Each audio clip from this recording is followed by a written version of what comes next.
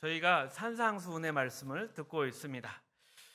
그런데 갑자기 거룩한 것을 개에게 주지 말며 너희 진주를 돼지 앞에 던지지 말라.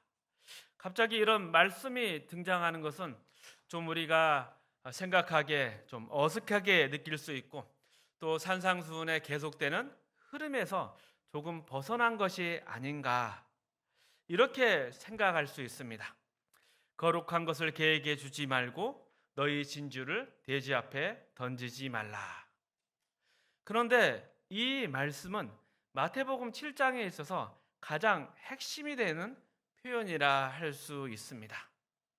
거룩을 개에게 주지 말며 너희 진주를 돼지 앞에 던지지 말라. 앞선 5절의 말씀입니다. 5절의 말씀, 외식하는 자 내 눈 속에서 들보를 빼어라. 이러한 책망 다음에 개 돼지라는 표현이 난 거 보면 이 개 돼지는 누구를 가리키는가?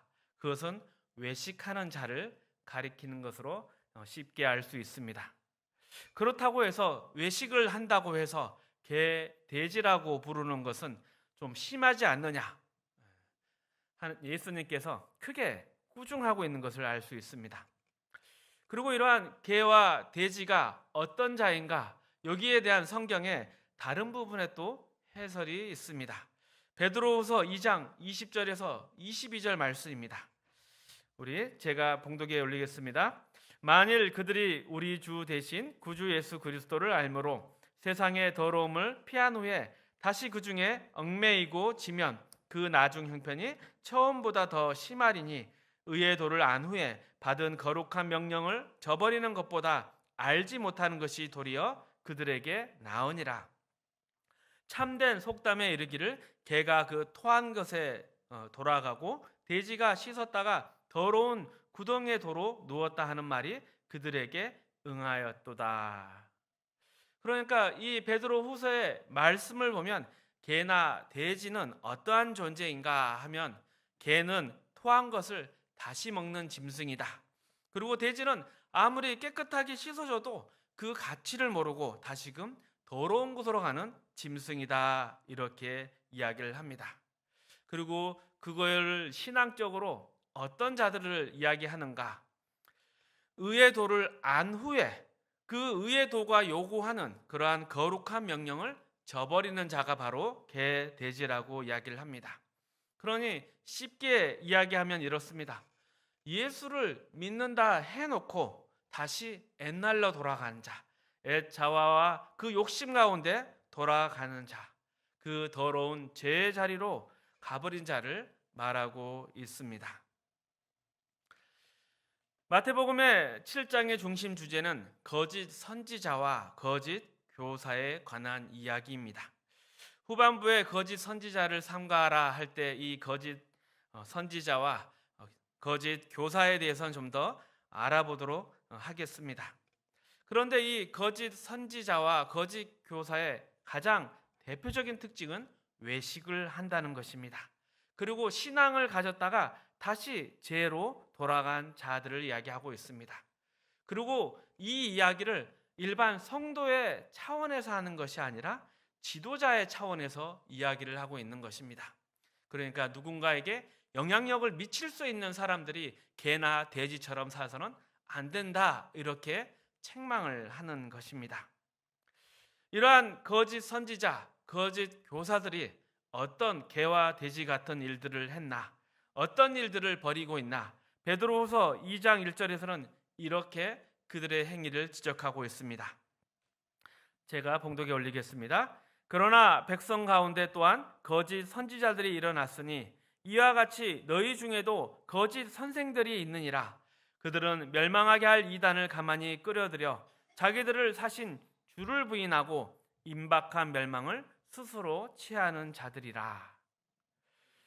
이 베드로후서의 말씀을 보면 거짓 선지자, 거짓 교사는 교회 안에 가만히 이단을 끌어들인 자입니다.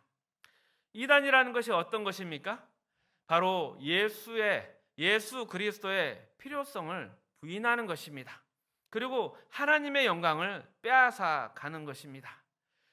그러니 개나 돼지라는 심한 표현을 쓴 이유는 예수 그리스도의 필요성과 하나님의 영광을 뺏어가는 것이기 때문에 이렇게 엄히 책망하고 있고 공격하고 있는 것입니다.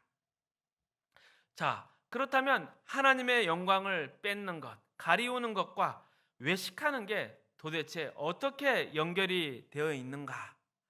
그것이 마태복음 23장 2절에서 7절까지 말씀에 잘 나타나 있습니다. 우리 함께 읽어보겠습니다. 서기관들과 바리새인이 모세의 자리에 앉았으니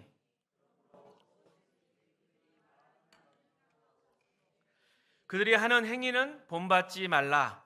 그들은 말만 하고 행하지 아니하며 또 무거운 짐을 묶어 사람의 어깨에 지우되 자기는 이것을 한 손가락으로도 움직이려 하지 아니하며 그들의 모든 행위를 사람에게 보이고자 하나니 곧 그 경문띠를 넓게 하며 옷수를 길게 하고 잔치의 윗자리와 회당의 높은 자리와 시장에서 문안 받는 것과 사람에게 랍비라 칭함을 받는 것을 좋아하느니라.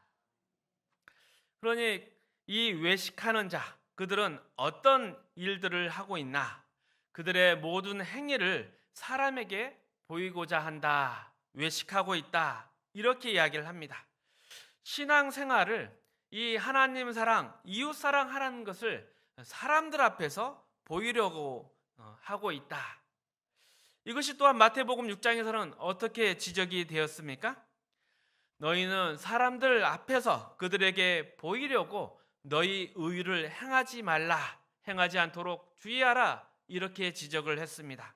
거기에서는 구제라든지 기도라든지 금식, 이것에 대해서 조심해야 된다. 의를 사람들 앞에서 행치 말라, 주의하라, 이렇게 지적을 했었습니다. 똑같은 꾸중을 계속하고 있는 것이죠. 마태복음 7장의 시작점이 무엇이었습니까? 비판하지 말라였습니다. 이 비판하지 말라의 그 속 내용도 무엇이었습니까? 외식에 관련된 것이었습니다.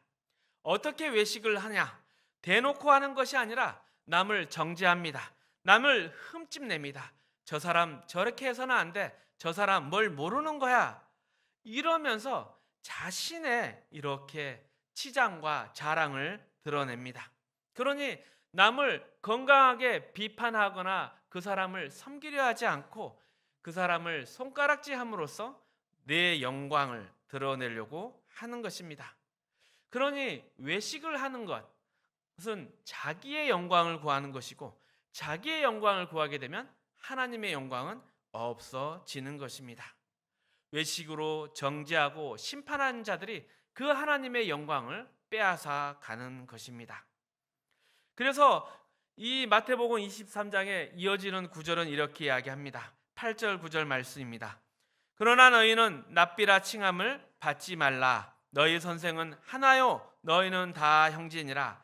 땅에 있는 자를 아버지라 하지 말라. 너희 아버지는 한 분이시니 하늘에 계신 이시니라.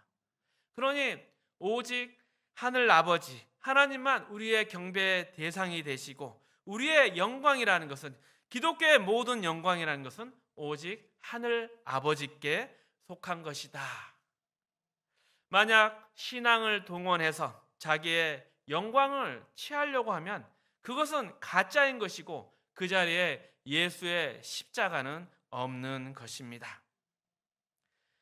그리고 이러한 일이 계속 진행이 되면 무슨 일이 벌어나는가? 마태복음 23장 13절에 이렇게 이야기하고 있습니다.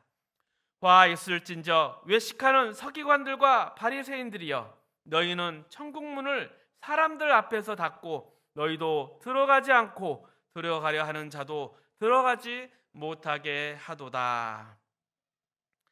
이 당시 서기관과 바리새인들 어떤 자들이었습니까?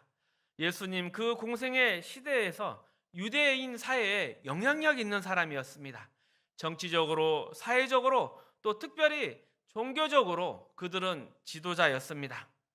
그들은 마땅히 하나님을 높이고 또 하나님의 뜻을 따라서 율법을 지키고 사람들에게 그것을 가르쳐야 되는 자들이었습니다. 그런데 그런 자들이 외식을 하고 있었습니다. 신앙의 행위로 자기를 치장하고 있었고 하나님의 영광을 탐하고 있었습니다. 그래서 그들을 보고 있으면 저 사람을 보고 있으면 천국이 무엇이고 하나님과 함께 사는 것이 무엇인가, 이런 것이 보였어야 하는데 그들을 보고 있으면 그런 하나님은 사라지고 자기들의 자랑, 그 잘난꼴만 보이고 있고 본인들만 하나님 앞에서 택자 받는 것이 아니라 다른 사람들, 이스라엘 그 사람들도 정당한 신앙의 길을 갈 수 없도록 막아서고 있었다. 그러니 그 지도자들로 인해서 공동체가 망가지고 있었습니다. 그래서 계속 이렇게 지적하고 있습니다. 마태복음 23장 15절 말씀입니다. 화 있을진저 외식하는 서기관들과 바리새인들이여, 너희는 교인 한 사람을 얻기 위하여 바다와 육지를 두루 다니다가 생기면 너희보다 배나 더 지옥 자식이 되게 하는도다. 신앙이라는 것은 오직 예수 그리스도로 말미암아 가능한 것입니다. 이것을 놓치게 되면 자리 자랑으로 가게 되는 것이죠. 그리고 예수 그리스도로 말미암아 이 모든 신앙생활이 가능하다 깨달은 자는 외식으로 가지 않습니다. 자기 치장이나 자기 자랑으로 가지 않습니다. 오직 하나님께, 예수 그리스도께 감사밖에 없는 것입니다. 그런데 이 점에 대해서 우리 한국교회는 문제점을 가지고 있었습니다. 신학적으로 칭의에 대한 구원과 자기의 신앙생활을 책임지는 이 성화를 혼동했던 오류가 있었습니다. 그래서 신비주의를 추구한 것이 많았고 신앙생활에서, 일상의 삶에서 하나님의 자녀답게 살아야 되는 그 책임이 약화되었습니다. 그래서 온전한 이 일상의 신앙생활을 포기하고 늘 거룩한 한숨만 내쉬는 사람들이 되고 말았습니다.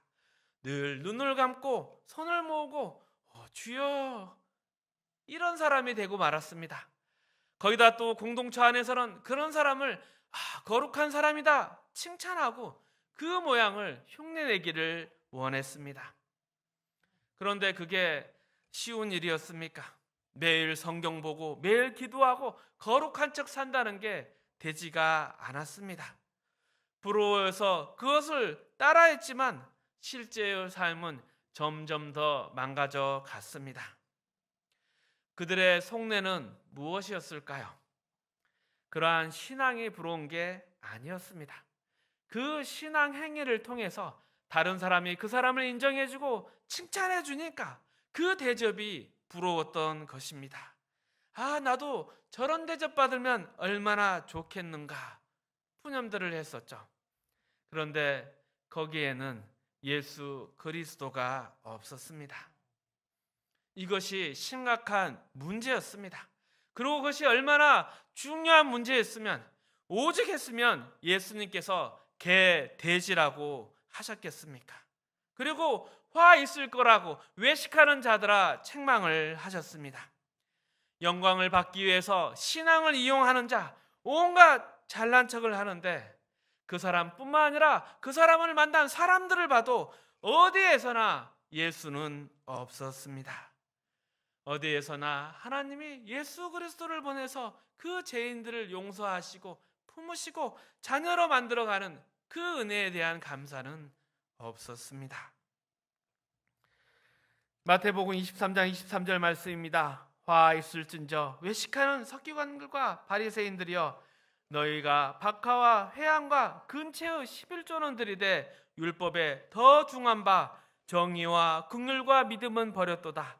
그러나 이것도 행하고 저것도 버리지 말아야 할지니라. 맹인된 인도자여, 하루 사이는 걸러내고 낙타는 섬기는도다. 그러니 이런 자들은 어떤 일들을 행합니까? 남의 눈에 티는 봅니다. 하지만 자기 눈에 들뻔은 보지 못합니다. 계속해서 똑같은 내용의 지적들을 받고 있습니다. 이런 것들은 신앙이 아닙니다. 그 안에 정의나 긍휼, 이런 신앙이라는 것도 없고 자비나 거룩, 이런 것들이 없습니다. 그저 가장 사람들이 보고 있는 몇 가지 신앙의 행위로서 그것을 내세워서 사람들 앞에서 칭찬과 경배를 받아내는 것뿐입니다. 그리고 여기에 대해서 돼지보다도 심한 표현을 또 하고 있습니다. 계속되는 그 마태복음 28장의 33절 말씀입니다. 뱀들아, 독사의 새끼들아, 너희가 어찌 지옥의 판결을 피하겠느냐. 그러니 신앙에 있어서 자기 개인의 실수는 한 사람의 문제라 할 수 있지만 그 진리와 신앙의 길을 막고 잘못된 길로 인도하는 것, 공동체를 망가뜨리는 것은 아주 심각한 죄이다고 더 공격적으로 지적하고 있습니다. 지도자가 얼마나 중요한 것인지, 지도자의 바른 신앙이 얼마나 중요한 것인지 지적하고 있습니다. 예수님께서 십자가에 달리셨을 때 밑에서 그 십자가의 사역을 모르는 자들이 조롱을 했습니다. 내가 만일 하나님의 아들이거든 거기서 내려와 보라. 이 조롱 얼마나 큰 잘못이겠습니까? 그런데 예수님은 거기에 대해서 뭐라고 안 하셨습니다. 아버지여, 저들을 사하여 주옵소서. 저들은 자기가 하는 일을 알지 못하나이다. 그러나 이 외식하는 신앙의 문제에 대해서는 굉장히 날카롭게 계속 거듭해서 지적했습니다. 왜냐하면 이 외식의 문제, 또 지도자의 문제는 본인의 문제가 아니라 그 공동체의 문제이기 때문입니다. 그래서 지옥의 자식이다, 그 길로 인도하는구나 책망을 하시는 것입니다. 그리고 또 이것은 이 마태복음에만 드러나 있지 않습니다. 요한복음 5장 39절에서 44절 말씀은 이렇게 또 이야기를 하고 있습니다. 우리 함께 읽어보겠습니다. 너희가 성령에서 영생을 얻은 줄을 생각하고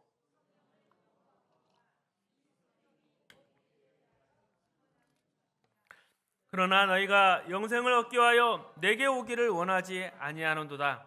나는 사람에게서 영광을 취하지 아니하노라. 다만 하나님을 사랑하는 것이 너희 속에 없음을 알았노라. 나는 내 아버지의 이름으로 왔음에 너희가 영접하지 아니하나 만일 다른 사람이 자기 이름으로 오면 영접하리라. 너희가 서로 영광을 취하고 유일하신 하나님께로부터 오는 영광을 구하지 아니하니 어찌 나를 믿을 수 있느냐. 서로 영광을 취한다고 합니다. 그러니 이 개, 돼지, 독사 새끼에 대한 문제에 대해서 지도자가 중요하다. 그러면 이것은 지도자의 문제가 아닙니까? 이렇게 책임을 돌릴 수 있지만 금방 읽은 본문은 어떻게 이야기를 합니까? 서로 영광을 취하고 있다. 자기 이름으로 오는 자를 너희는 받아들일 것이다. 그러면 이게 지도자 혼자만의 문제이겠습니까? 우리의 문제가 되는 것입니다. 왜 예수를 거절하겠습니까? 예수를 인정하고 영접하라면 본인이 죄인이라는 것을 인정해야 됩니다. 그러면 내 자랑이 설 자리가 없습니다. 그러니 예수를 배척하는 것입니다. 지도자뿐만 아니라 나도 배척을 하고 있지 않는가? 이 예수를 배척하는 것이 얼마나 심각한 문제인지 이 5장, 요한복음 5장 앞선 말씀 24절, 25절 말씀은 이렇게 이야기를 합니다. 내가 진실로 진실로 너희에게 이르노니 내 말을 듣고 또 나 보내신 이를 믿는 자는 영생을 얻었고 심판에 이르지 아니하나니 사망에서 생명으로 옮겼느니라. 진실로 진실로 너희에게 이르노니 죽은 자들이 하나님의 아들의 음성을 때가 오노니 곧 잇따라 듣는 자는 살아나리라. 그러니 예수의 음성을 듣는 자가 살아나리라. 그러니까 예수가 없으면, 예수를 배척하면 구원은 없는 것입니다. 예수를 말미암지 않고는 영생은 없습니다. 또 하나님과도 화목할 수 없습니다. 그러니 진정 영생을 구하고 구원을 원한다면 어떻게 예수를 배척할 수가 있겠습니까? 그러나 외식하는 자들은 자기의 영광을 위해서 예수를 배척합니다. 나는 잘났다. 나는 너와 다르다. 나는 종자가 틀리다. 이런 얘기를 하려면 예수가 등장해서는 안 되는 것입니다. 그리고 나서 결국 이러한 외식이 계속된다면 무슨 일을 저지르게 되는가? 마가복음 3장 1절에서 5절의 말씀입니다. 함께 읽어보겠습니다. 예수께서 다시 회당에 들어가시니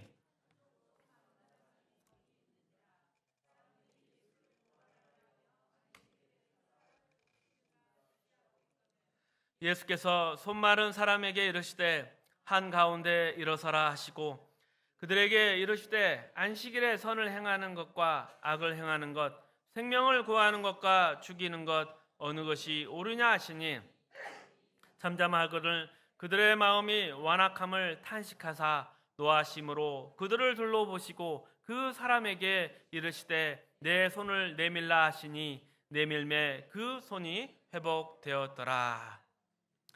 안식일 회당에서의 마른 손을 치유해 주는 사건입니다. 이 종교 지도자들, 이 안식일 사건이 있고 나서, 이 치유의 사건이 있고 나서 어떤 일을 벌였습니까? 이 마가복음 3장 1절에서 5절 말씀 다음에 6절의 말씀이 이것입니다.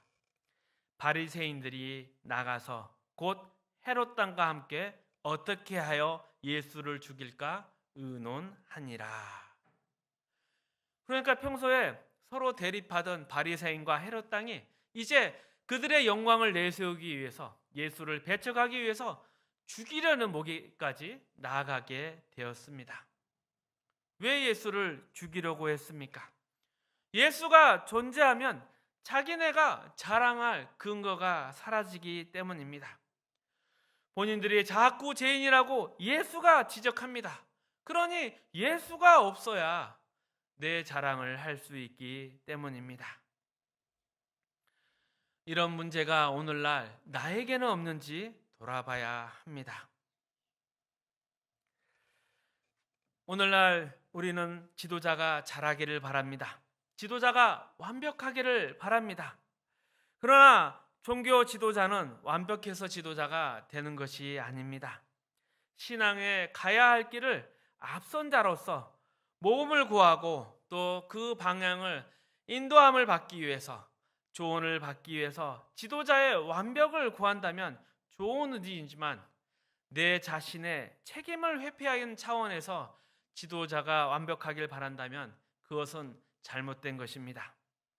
이것은 자칫 잘못하면 영광을 구하기 위해서 신앙을 이용하는 그러한 자기 치장으로 나아갈 수도 있고, 또 신앙이 우리에게 요구하는 그 거룩한 책임을 외면할 위험성을 가지고 있기 때문입니다.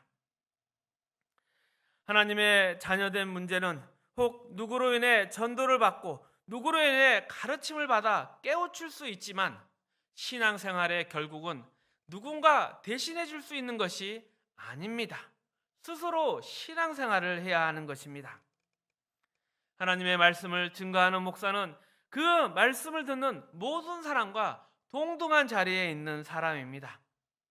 목사를 잘 섬기고 경배해서 우리 목사님 하시는 분들, 과연 그 안에 내가 신앙의 책임을 회피하려고 하는 것은 아닌지 생각해 봐야 합니다. 그래서 이렇게 자랑하시는 분들이 있습니다. 우리 교회 참 좋은 교회다. 우리 교회 참 목사님이 훌륭하다. 아닙니다. 내가 변해야 합니다. 그리고 내가 해야 될 그 신앙의 거룩한 책임을 목사에게 떠넘겨서는 안 되는 것입니다. 고린도서 4장 6절에서 13절에는 교회가 당한 시험이 나옵니다. 고린도 교회는 자기들이 똑똑하고 종교적으로 우월해서 또 성품이 고결해서 예수를 믿게 되었다. 그러니 자기의 그 종교적 고결함과 지식적 우월함이 이 도를 깨닫는 바탕이 되었다 생각해서 자신들을 자랑하기 시작했습니다. 그 교회의 문제점을 고린도서 4장 6절 13절은 이렇게 담고 있습니다. 우리 함께 읽어보겠습니다.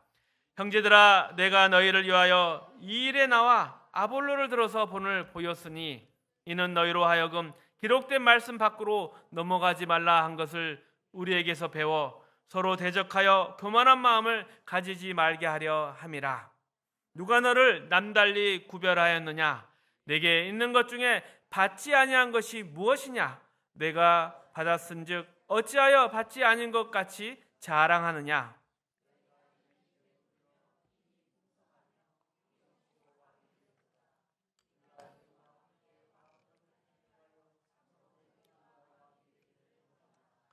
내가 생각하건대 하나님이 사도인 우리를 죽이기로 작정된 자같이 끄트머리에 두셨음에 우리는 세계 곧 천사와 사람에게 구경거리가 되었노라.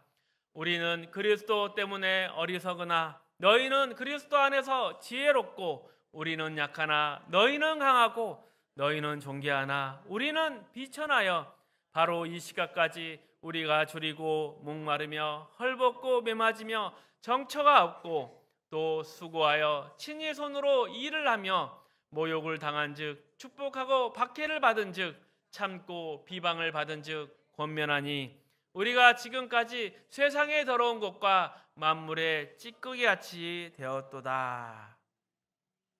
이것이 무슨 얘기를 하고 있습니까? 너희가 기독교인이 된 것은 너희가 잘난 것의 결과가 아니다. 너희가 분명히 이 모든 것을 받았다. 받았는데 왜 자랑을 하고 있느냐? 너희가 나 사도 바울을 통해서 복음을 받아서 예수를 믿었는데 왜 너희의 모습이 이러하느냐? 너희를 전도한 나의 모습을 봐라. 나에게 하나님이 주신 잘난 외부의 것들이 있느냐? 세상적인 자랑이 나에게 있느냐? 하나님의 사도인 나를 죽이기로 작정한 자같이 끄트머리에 두신 것을 너희가 보지 아니하였느냐? 9절에 죽이기로 작정한 것 같이 끄트머리에 두셨다. 이것이 무슨 뜻이냐면 당시의 로마 제국의 배경을 가지고 있는 이야기입니다. 1년에 몇 차례씩 로마는 주변을 정복했습니다. 영토를 높이고 개선의 행진을 냈습니다. 그 개선의 행진 때 앞선 장군들이 나오고 나면 그 뒤에는 패배한 나라의 왕들과 신하들이 줄지어 갑니다. 장군들이 나올 때는 막 박수를 치고 영광을 그들에게 보냅니다. 그리고 나서 이 잡혀온 왕들과 그 나라의 신하들이 오면 야유를 하고 침을 뱉고 돌을 던집니다. 그러한 행진이 쭉 나오는데 그 끄트머리에 서 있다. 얼마나 비천한 자이겠습니까? 세상 보기에 얼마나 못난 그런 자이겠습니까? 지금 그 이야기를 하고 있는 것입니다. 하나님의 사도란 자를 우리를 죽이기로 작정된 자와 같이 그 포로들의 끄트머리에 두셨음에 천사와 사람들에게 구경거리가 되었노라. 사도 바울이 왜 이런 표현까지 쓰겠습니까? 하나님의 종이란 나도 세상적인 차원에서 너희와 다를 것이 없다. 나도 똑같이 세상에서 비천한 자이다. 나에게는 자랑할 것이 아무것도 없다. 복음을 전하는 자가 복음을 만들어내는 것이 아니라 나도 이것을 주어졌고 내게 하나님께서 맡기신 것이기에 나도 너희에게 주는 것이다. 이 신앙의 주인은 하나님이시고 구원의 주인도 하나님이시다.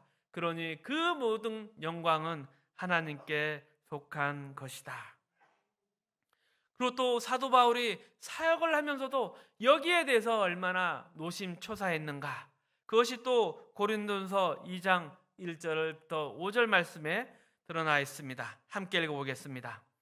형제들아, 내가 너희에게 나아가 하나님의 증거를 전할 때 말과 지혜 아름다운 것으로 아니하였나니 내가 너희 중에서 예수 그리스도와 그가 십자가에 못 박힌 것 외에는 아무것도 알지 아니하기로 작정하였느니라.